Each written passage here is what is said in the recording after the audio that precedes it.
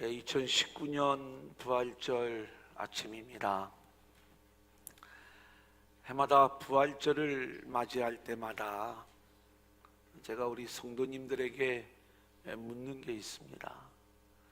정말로 기쁘고 행복한 부활절인가?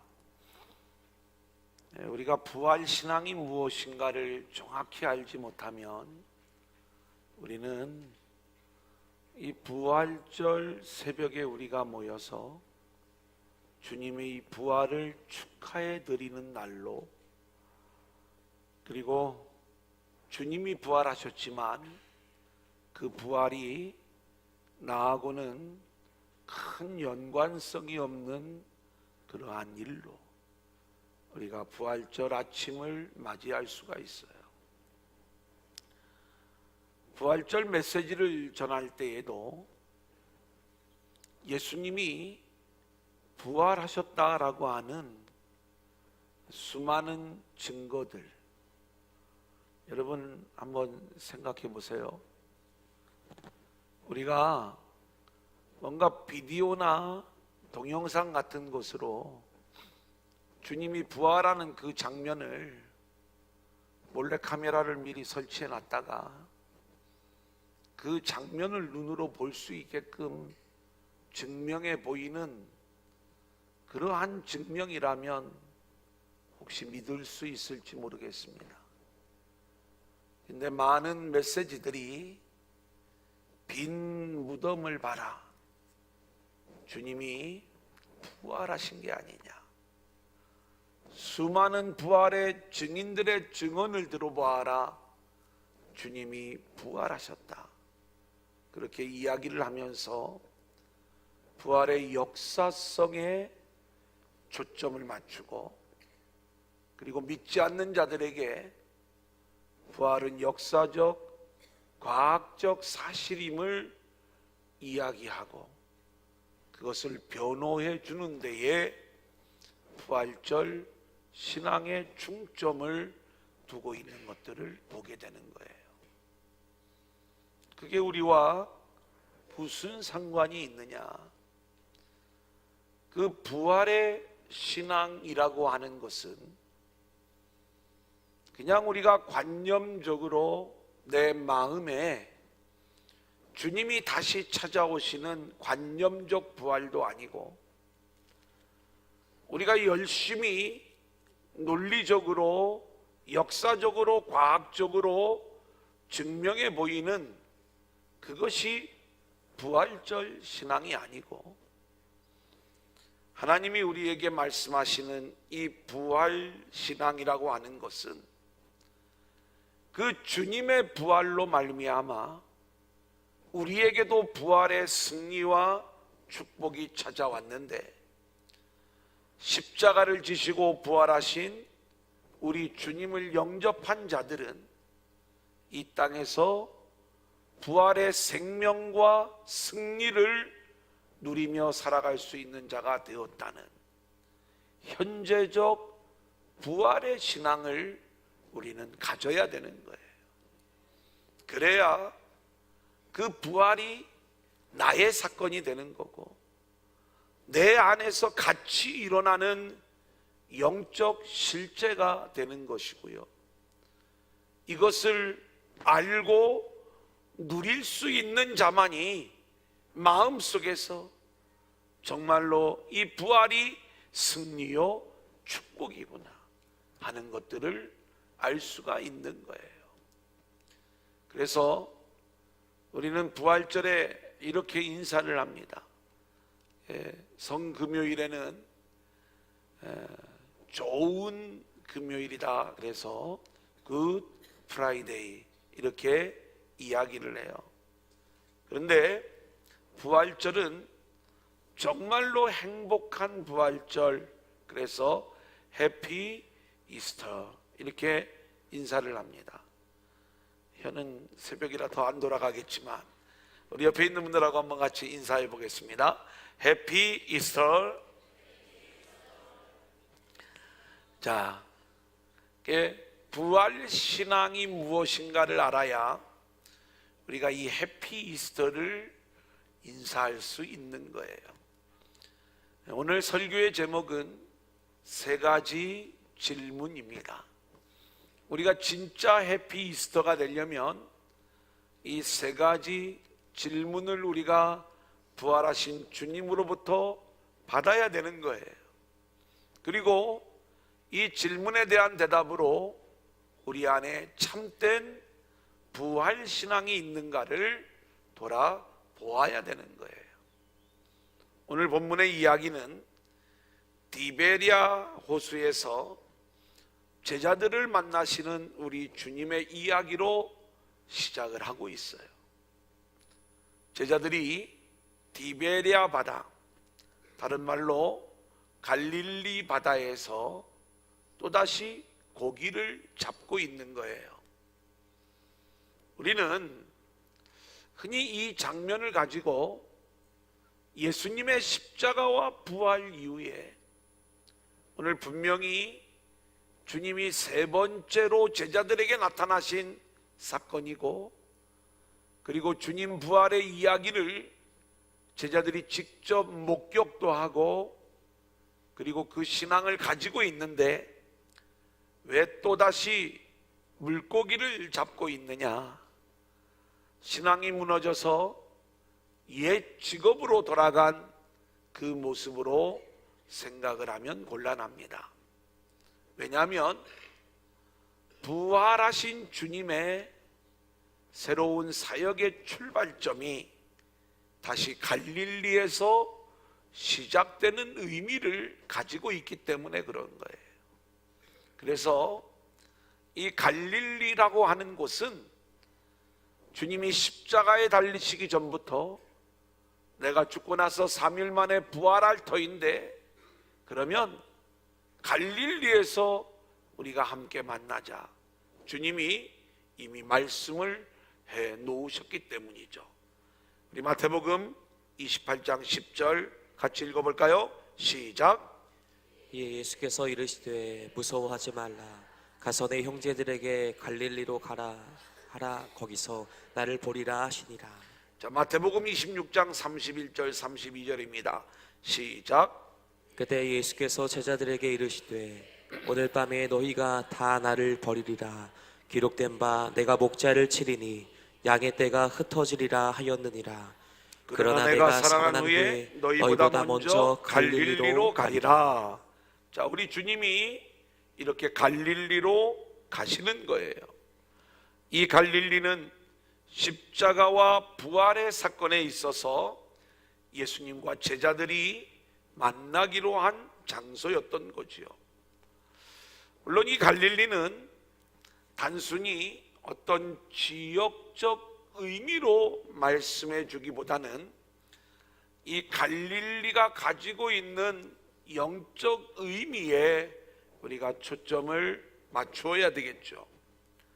당시의 갈릴리는 유대인들이 살기도 했지만 이방의 땅으로 취급되었던 곳이고, 멸시천대의 장소로서 흑암과 사망과 그늘을 상징하는 땅이 갈릴리인 거예요. 여러분, 자, 부활하신 주님이 내가 너희를 갈릴리에서 만나겠다라고 말씀을 하셨을 때, 그렇다면 오늘 저와 여러분이 예수를 믿고 믿음 안에서 부활하신 주님을 만나고 그리고 구원받은 백성이 되었어요. 그때 여전히 우리의 삶의 자리는 갈릴리요, 흑암과 어둠과 고통과 소외된 땅을 살아가는 그러한 인생이 바로 우리들의 모습이라 이것입니다.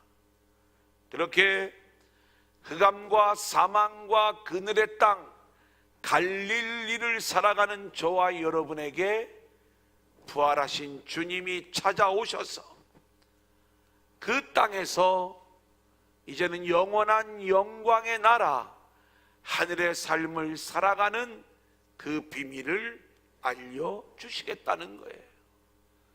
오늘 저와 여러분이 이 부활절 아침에 내 삶의 자리가 흑암이요 어둠이요 그늘이요 사망이라 할지라도 우리 가운데 부활의 모습으로 찾아오신 주님을 만날 수 있기를 소원하시고, 그리고 그 주님이 우리에게 부탁하시는 믿는 자로서의 사명을 감당하는 저와 여러분들이 될 수 있기를 소원합니다. 세 가지 그 주님이 우리에게 질문을 하시는 거예요. 첫 번째 질문입니다. 한번 따라해 볼까요? 너희에게 고기가 있느냐? 너에게 고기가 있느냐? 오른편에 그물을 던지고 있느냐? 오른편에 그물을 던지고 있느냐? 여러분 보세요. 오늘 본문의 이야기는 마치 우리 주님이 처음 제자들을 만나시던 장면과 너무 흡사한 내용을 가지고 있어요.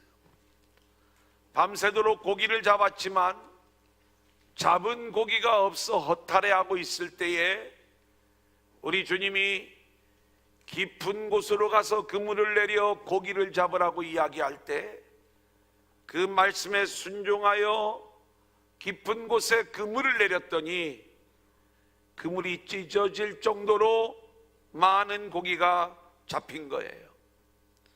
베드로가 그 주님 앞에서 무릎을 꿇고 주님, 나는 죄인입니다. 나를 떠나주세요. 이렇게 이야기했을 때 우리 주님이 베드로에게 무서워하지 말라. 이제후로는 내가 사람을 낚는, 사람을 취하는 어부가 될 것이다. 이렇게 말씀하셨을 때에 그 주님의 말씀을 듣고 모든 것을 버려두고 예수를 따르고 있는 베드로의 이야기를 우리는 처음 사명자로 부름을 받을 때 베드로에게 하셨던 그 장면, 그 장면이 부활하신 주님이 다시 고기를 잡고 있는 제자들에게 나타나셨을 때에 동일하게 반복이 되어지고 있는 거예요. 자, 그런데 어떻게 보면 오늘 이 세 번째 갈릴리 바다에서 예수님과 제자들이 만난 이 이야기는 처음 주님이 계획한 내가 사람을 낚는, 사람을 취하는 어부가 되게 하겠다라고 말씀하시는 그 일들이 이제는 온전히 이루어지고 있는가, 그리고 그것이 온전히 이루어질 수 있도록 주님이 이끌어 가시는 장면으로 우리가 오늘 모습을 생각해 볼 수가 있는 거예요. 내가 너희를 사람을 취하는 어부가 되게 하겠다 말씀을 했는데 너희에게 고기가 있느냐 이걸 물어보는 거예요. 얼마만한 사람을, 얼마만한 영혼을 우리가 낳고 구원하여 하나님께로 인도하고 있느냐. 여러분, 그런데요, 부활하신 주님의 인도함이 없이는 우리가 주님이 원하는 그 영혼들을 구원하는 일들을 할 수가 없는 거예요. 그래서 주님이 이렇게 말씀하셔요. 21장 6절 우리 한번 같이 읽어볼까요? 시작. 이르시되 그물을 배 오른편에 던지라. 그리하면 잡으리라 하시니 이에 던졌더니 물고기가 많아 그물을 들 수 없더라 그랬어요.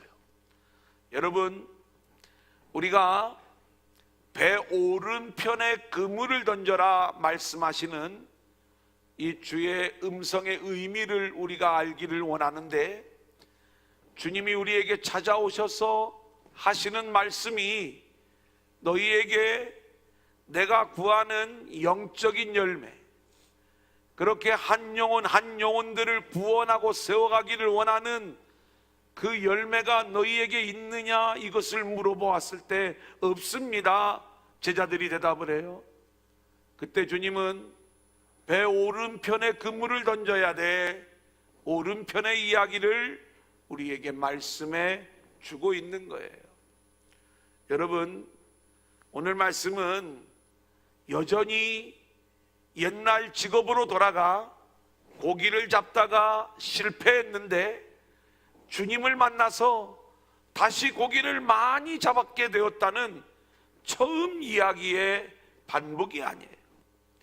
처음 이야기가 제자들을 부르는 그러한 이야기라면 오늘 본문의 이야기는 제자들을 다시 부활신앙의 사람으로 무장시켜 확실하게 세워서 오른편에 있는 자들을 구원해내시는 하나님의 구원의 이야기, 그리고 부활신앙을 가진 자들이 어떤 사명을 가지고 일해야 되는가를 우리에게 말씀해주는 장면이 오늘 본문의 이야기인 거예요.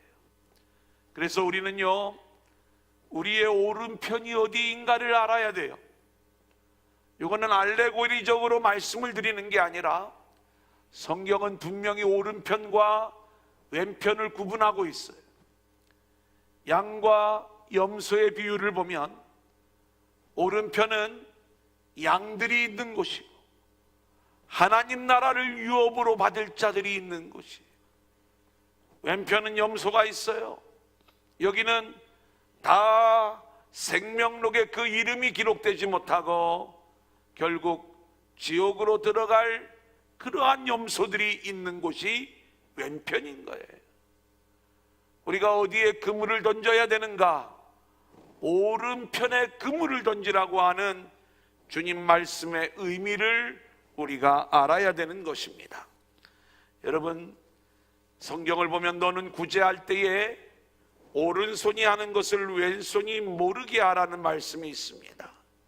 이 이야기는 단순히 구제를 남 모르게 하라는 그러한 정도의 의미가 아니라 이 오른손이라고 하는 단어는 오른편이라는 단어와 같은 의미고요, 왼손도 왼편이라는 의미와 같은 거예요. 그래서 오른편에 속한 자가 하고 있는 일들을 왼편에 있는 자들은 알 수가 없다는 그러한 내용이죠. 그렇다면 우리는 어디에다가 그물을 던져야 되느냐? 주님이 구원하시고자 하는 자들에게 우리가 이 그물을 던져야 되는 거예요.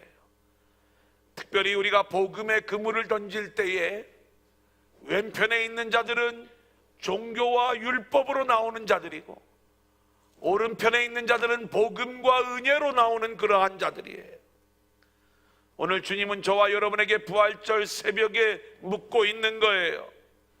우리는 복음과 종교에 여전히 머물러 있으면서 그곳에서 종교의 그물, 율법의 그물을 던지며 고기를 잡고 있느냐?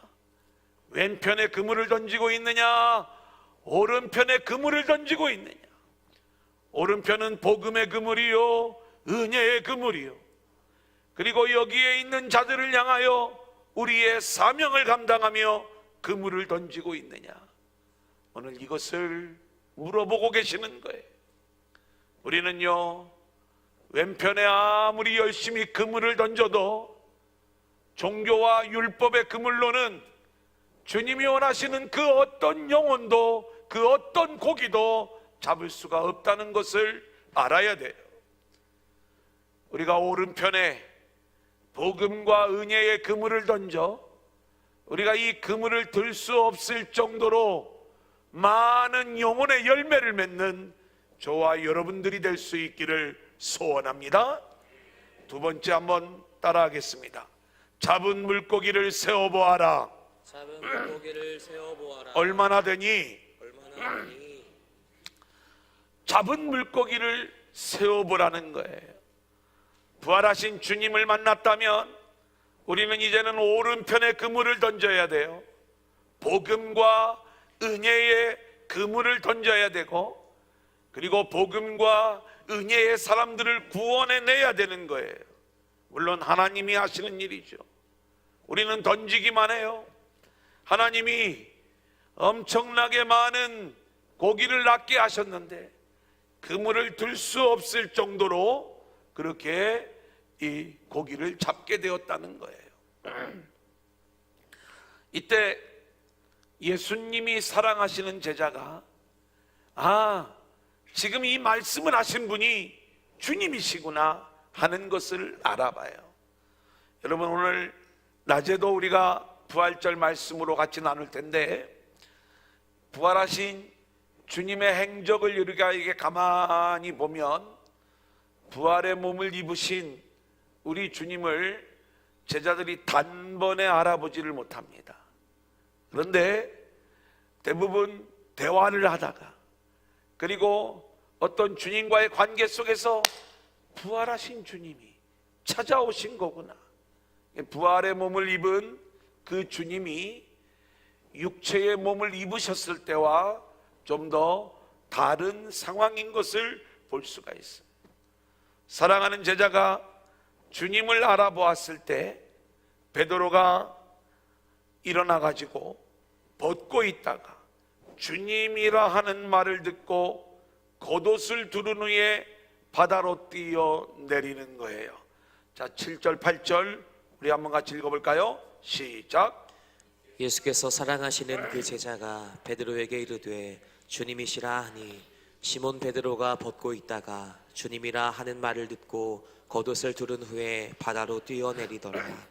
다른 제자들은 육지에서 거리가 불과 한 50칸쯤 되므로 작은 배를 타고 물고기 든 그물을 끌고 와서, 여러분, 베드로가요 바다로 지금 뛰어내리는데 겉옷을 입고 있다가도 옷을 벗고 뛰어내려야 되는데, 오히려 반대로 벗고 있다가 주님이시라는 말을 듣고 바다로 뛰어내리는데 겉옷을 입었다는 그러한 이야기예요. 여러분, 이것은 주님 앞에 예의를 갖추는 그러한 모습이 아니라 뭔가 진리를 품고 있는 이야기예요. 오늘 본문의 이야기를 단순히 물고기 잡는 이야기로, 그리고 주님 만나서 물고기 잡는 일에 큰 기적을 경험한 이야기로 우리가 이 내용들을 풀어가면 오늘 말씀이 주는 진정한 복음적 의미를 놓칠 수밖에 없어요. 원어적 의미로도 그러한 내용들이 있지만 실제로 겉옷을 두르고 주님께로 나아가는 이 베드로의 이야기는 이제는 이 베드로가 입어야 될 진정한 옷이 무엇인가를 우리 가운데 보여주고 있는 거예요. 성경에서 겉옷은 복음의 옷, 진리의 옷, 그리스도의 옷을 의미를 해요. 실제로 우리는 성경을 볼 때에 사울이 사무엘의 겉옷을 붙잡죠. 엘리사가 엘리야의 겉옷을 취하지요. 거라사의 광인이 정신이 온전해질 때 이 겉옷을 입는 모습을 보게 되고, 혈루증 여인이 예수님의 겉옷자락을 붙잡는 그 모습을 우리는 보게 되는 거예요. 그렇다면 성경에서 이 겉옷을 입었다라고 이야기할 때 여기에서의 겉옷은 제자로서 당연히 입어야 될 사명자의 옷을 이야기하는 거예요. 오늘 말씀은 이제 부활하신 주님을 만난 제자들이 갈릴리에서 다시 주님을 만나 온전한 주님의 제자로, 사명자로 세워지는 그 이야기를 우리 가운데 보여주는 거예요. 오늘 저와 여러분은 이제 이 겉옷을 입고 복음의 옷, 은혜의 옷을 입고 사명자의 걸음을 걸어갈 수 있기를 원하는데, 이러한 저와 여러분을 주님이 준비해 놓으신 조반, 그 생선과 떡이 있는 곳으로 우리를 초대하시는 거예요. 21장 9절 한번 같이 읽어볼까요? 시작. 육지에 올라보니 숯불이 있는데 그 위에 생선이 놓였고 떡도 있더라. 갈릴리 바다를 한번 생각해 보세요. 그 해변가에 숯불이 피어져 있어요. 그 위에 생선을 굽고 있고 떡을 굽고 있는 우리 주님의 모습인 거예요. 숯불을 보는 순간 베드로는 불과 며칠 전 주님이 십자가에 달리시던 그 전날 밤이 기억이 나는 거예요. 그때가 추운 고로 18장 18절 말씀, 종과 아랫사람들이 불을 피우고 서서 쬐니 베드로도 함께 서서 쬐더라. 이때의 불이 안드라키아, 똑같은 숯불의 이름으로 쓰여지고 있는 것들을 보게 됩니다. 그렇다면 이 요한복음 21장에 주님은 이 숯불을 다시 피워놓고 거기에 제자들을 회복시킬 떡과 생선을 구워놓고 용서의 숯불, 관계 회복의 숯불, 그리고 사명의 숯불을 피워놓고 내가 너를 이미 용서했다, 이제 너에게 새로운 사명을 준다, 이 친히 준비한 그 주님의 생명의 식탁을 주님이 준비해 놓으신 거예요. 자, 그러면서 주님이 이렇게 말씀하셔요. 10절 같이 읽어볼까요? 시작. 예수께서 이르시되 지금 잡은 생선을 좀 가져오라 하시니. 여러분, 지금 잡은 생선을 가져오라는 거예요. 왜 주님이 지금 잡은 생선을 가져오라고 이야기하는가? 이 생선은요, 그 원어 자체가 익투스라는 말의 의미를 가지고 있어요. 여러분, 이 익투스라는 단어는요, 초대교회 성도들은 이 본문의 말씀을 읽으면서 그 익투스가 초대교회 성도들을 드러내는 단어였거든요. 그래서 지금 잡은 고기들을 가져오라 했을 때에 이 내용을 읽어가는 초대교회 성도들의 마음은 뭔가 영적인 의미, 그리고 이것이 단순한 물고기가 아니라 구원받은 성도들을 의미하는 그러한 내용이 담겨 있다는 것들을 느낄 수가 있는 거예요. 왜 물고기를 가져오라고 했는가? 주님이 준비해 놓으신 생선이 부족해서 물고기를 가져오라는 게 아니라 오른편에 그물을 던져 너희들이 잡은 그 물고기를 한번 살펴봐라, 그 물고기를 세어보아라, 이 내용을 이야기하는 거예요. 그러자 우리 주님의 말씀을 듣고 베드로가 이제 이 내용을 진행하는 거예요. 11절 같이 읽습니다. 시작. 시몬 베드로가 올라가서 그물을 육지에 끌어올리니 가득히 찬 큰 물고기가 153마리라. 이같이 많으나 그물이 찢어지지 아니하였더라. 153마리의 물고기를 끌어올리는 거예요. 여러분, 정말 놀랍지요? 자, 오늘 장면을 보면 우리가 놓치지 말아야 될 몇몇 구절들이 있습니다. 하나는 뭐냐? 처음에 물고기가 하나도 없었어요. 그런데 주님이 오른편에 그물을 던지라고 하니까 너무나 많은 물고기가 잡혔어요. 그런데 이 그물을 들어 올릴 수가 없었던 거예요. 자, 그런데 보세요. 주님이시다라고 하는 이야기를 듣고 베드로가 겉옷을 입습니다. 그리고 주님께로 나아오는데 주님은 숯불을 피워놓고 떡과 생선을 구워놓고 제자들을 맞을 준비를 하는 거예요. 이 떡과 생선을 나누어 주기 전에 너희가 잡은 물고기를 좀 가져와라. 이 얘기는 더 많이 구워야 되니까 가져오라는 얘기가 아니라 내 말을 듣고 너희가 지금 잡은 물고기가 어떤 모습인지 한번 세워보라는 거예요. 조금 전까지만 해도 이 물고기를 들을 수가 없었는데 베드로가 그 그물을 들어 올리는 거예요. 겉옷을 입은 베드로가. 그리고 나서 그 물고기를 이렇게 세워보는데, 자, 마지막 페이지로 넘어가 볼까요? 153마리라 이 말인 거예요. 많은 초대교회의 교부들부터 시작을 해서 수많은 성경신학자들이 왜 153마리일까? 이 부분을 연구하기 시작을 했어요. 수많은 의견들이 있고 창조과학자들이나 이 수를 가지고 이야기하는 수많은 사람들의 해석이 있지만 저는 오리겐, 불과 3세기 교부예요. 이 오리겐의 견해에 의하면 당시 모든 물고기의 종류가 153 종류였다는 거예요. 그렇다면 이 153마리의 의미는 모든 열방, 모든 민족을 구원하는 일에 쓰임받는 베드로와 제자들의 모습임을 우리가 생각해 볼 수 있는 거예요. 자, 그렇다면 지금 잡은 고기를 가져와 봐라, 그 수를 세어보아라 라고 이야기했을 때 우리는요, 부활신앙을 가지고 있다면 세계 열방이 지금 다 교회로 나오고 있니? 다 복음을 듣고 예수님 앞으로 나오고 있니?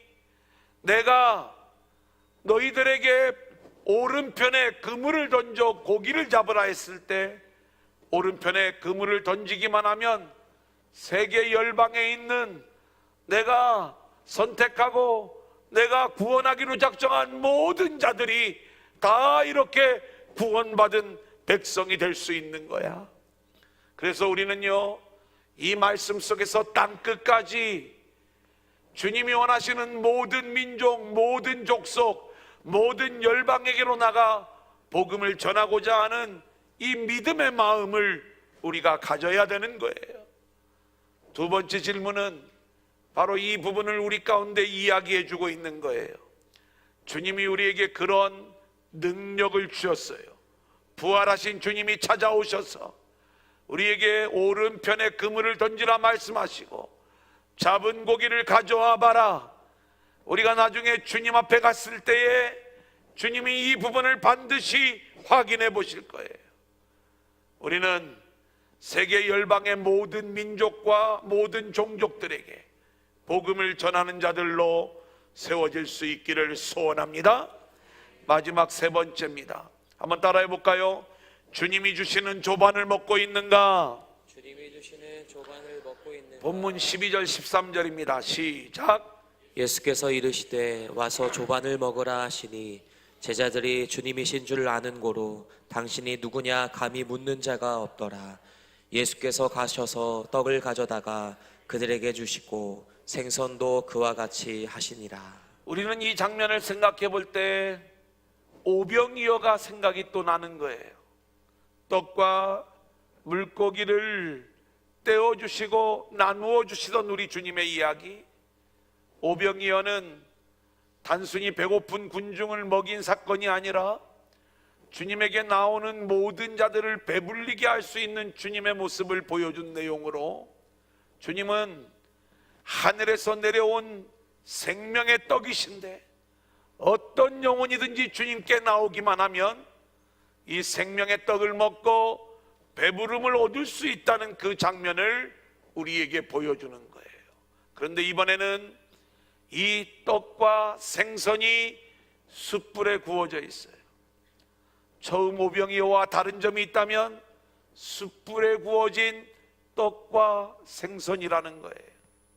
우리는 엘리야가 까마귀가 먹여다 주는 떡을 먹었고요, 사람인 사르밧 과부가 제공해 주는 떡을 먹었지만 그가 지쳐서 로뎀나무 아래서 죽기를 구할 때 하나님이 천사를 보내어 이번에는 숯불에 구운 떡을 먹여주시는 장면들을 우리가 알고 있어요.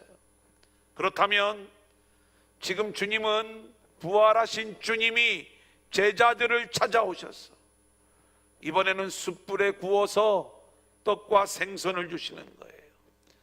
생명으로 역사하시는 하나님의 말씀, 생명의 말씀을 먹여주시는 거예요. 와서 조반을 먹으라. 여기에는 너희들 배고프니까 아침 먹고 일을 시작하자 이 정도의 이야기가 아니에요. 철저히 진리의 말씀을, 생명으로 역사하시는 하나님의 말씀을 우리가 먹고 그리고 영적으로 힘을 얻고 회복하여 이제 하나님께서 우리에게 맡겨주신 그 사명을 감당해야 된다는 의미가 이 안에 담겨져 있는 거예요. 오늘 우리는 예배가 마치고 나서 조반을 함께 나눌 거예요. 많이 드세요. 그런데 그것을 드실 때에 우리의 마음속에 어떤 마음이 있어야 되느냐? 주님이 구워주시는 생선, 주님이 구워주시는 떡, 이 영적인 말씀을, 생명의 떡을 먹는 의미로 우리가 함께 조반을 나눌 수 있기를 소원합니다. 부활신앙 3가지 질문이었어요. 자, 첫 번째 질문부터 우리가 한번 정리하고 마치도록 하겠습니다.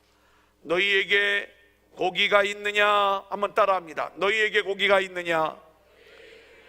오른편에 그물을 던지고 있느냐? 여러분, 율법과 종교의 그물은 왼편이요, 우리는 복음과 은혜의 그물을 던져야 될 줄로 믿습니다. 한번 또 두 번째로 따라합니다. 잡은 물고기를 세어보아라. 얼마나 되니?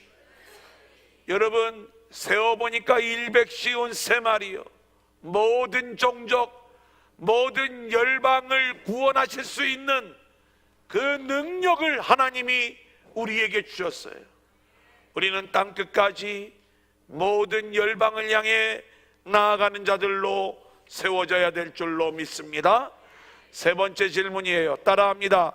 주님이 주시는 조반을 먹고 있는가?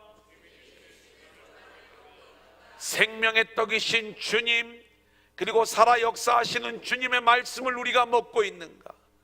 여러분, 부활 신앙을 가진 자들은 우리가 주님이 주시는 이 조반을 먹어야 되는 거예요. 우리가 지쳐 있어요. 그래서 우리를 회복시키기 위해 숯불에 구워주시는 거예요. 오늘도 좀 구워달라고 그랬는데 하여튼 어떻게 한다고 했는데 모르겠어요. 하여튼 뭐 집에서 구워주지 않으면 이렇게 가서 후라이라도 해서 드시고 또 떡이라도 좀 구워서 드시고, 그러면서 우리가 이 의미들을 좀 생각해 보았으면 좋겠습니다.